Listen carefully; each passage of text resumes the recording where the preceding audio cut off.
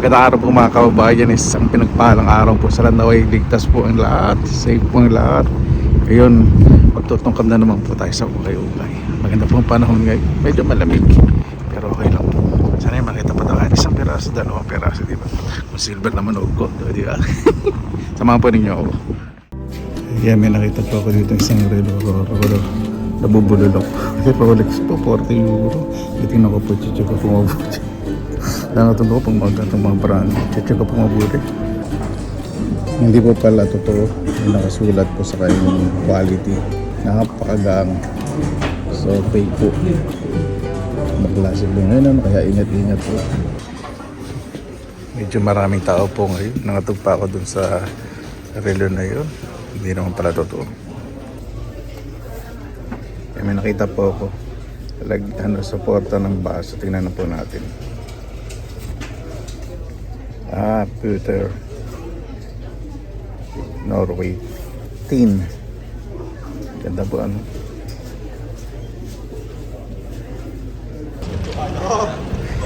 Yan, lumabas na po tayo sa isang second hand shop.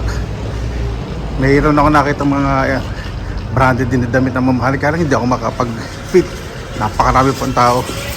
Yan po natin dito. Saka na lang pang mag-social sa mga damit. Dami pong mamahaling na branded. Mura po binibenta. Yan po mga kabayan. Meron pong dalawang kutsarita. 100% po ako sterling silver po yun. Let's ko na sa Google. Mami ako na lang po bubuksan. Kasi naka-plastic po yan na may scotch tape. Pag ganyan baka pang buksan. Pero mura lang naman 2 euro. Ayan po, dito na po ako sa bahay. Hindi na po ako masyado makapag-video dun sa second hand kasi maraming tao. I-respect yung privacy. Yung mga maliliit na condiments, lalagyan ng mga asin. Yan. Abot ko po muna kasi may mga lamang pa pala. Mga spices. Tapos check po natin yung mga spoon saka yung small tray. Ayan po mga kabayan. Pakikita ko na po sa inyo itong salamin. Talagang po pati picture frame at mga salamin tinitignan ko po talaga. Tapos pag may nakita po talaga akong marking, naku, hindi po ako mapakali. Ayan po, meron po siyang marking na MC AG silver po yun. Tapos 2G, tapos 81. Hindi ko po alam kung gaano may gas-gas. Ay, dumi pala. Excuse me. Dumi pala yun. Hindi ko po alam kung gaano karaming silver po content nito. 2 grams, hindi ko po alam. Basta nakalagay po MC AG silver po yan. 2G, 2 grams yun. Tapos 81. O, diba?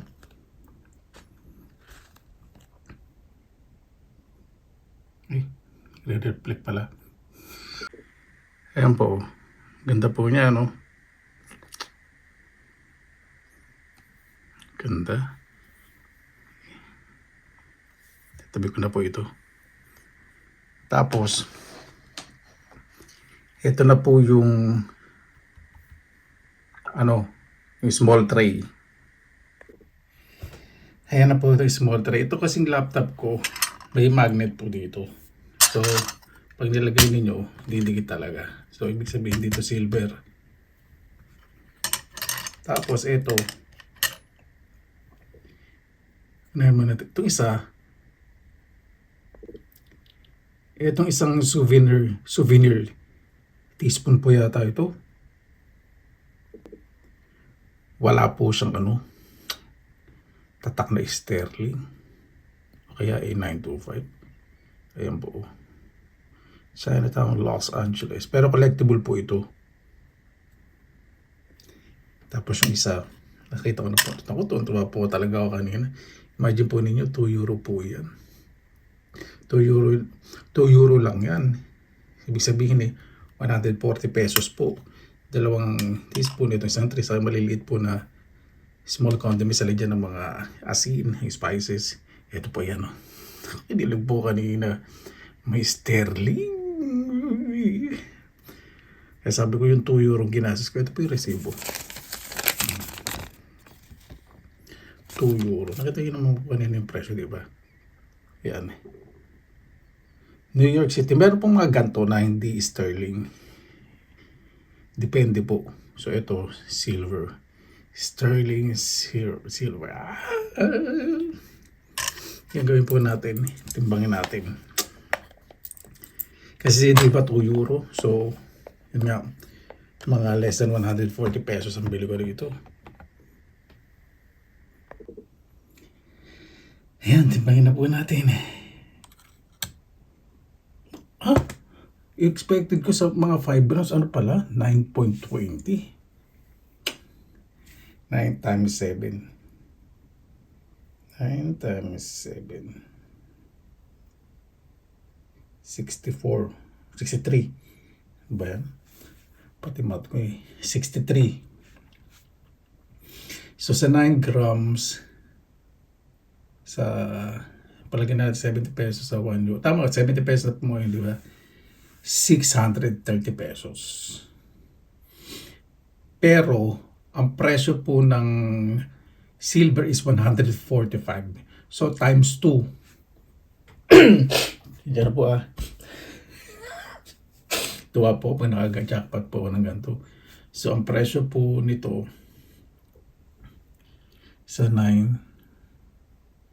So, 18 times 18 natin. 18. 9 times 2. 18. So, 1.8 po. Isa scrap po ang price. Tama. May get mga ganun. Imagine po ninyo, di ba? Bigat pala, kala ko 5 grams lang. Sterling po yan. Ano ba yan? Ay, naman kasama itong camera. May nakita nyo po kanina. O, di ba? For only 2 euro, jackpot. Dagdag po sa collection. Hindi ko po manibibenta. Lahat po na nakakolect po sa ukay-ukay, iniipon ko po. Siguro nakaka-4 na baul na po tayo. Secret ko na lang po kung gaano karami na po yung nakolect ko. Kaya po mga kababayan, di ba? Sandaling oras lang po sa ukay-ukay. At least nakakita po tayo. Pati ito, itong salamin. Ito, hindi ko po muna ito ibebenta. Kasi din po nakakita ko po itong salamin. Ano po ito designers po. Itong salamin na ito. Ay, no. Kasi ako po, sabihin natin isang piraso, di ba? Pwede isanla, pwede ibenta. Magandang investment. Imagine po ninyo, di ba? Ganda-ganda. Paano po? Maraming salamat naman po sa inyong oras na inilaan sa pinila ang lakbay. Basta ayusin po natin ang ating kabuhayan. Hindi na po natin kailangang magpayaman. Basta nakaraos po tayo sa araw-araw at wala po tayong inaapakan. Marangal po ang ating pamumuhay. Diretso at laban lang po. Maraming salamat naman po sa inyong oras na ilan sa pinilang kalakbay. Basta like po tayong positive vibes, good vibes. God bless at palagi magandang araw. Laban lang.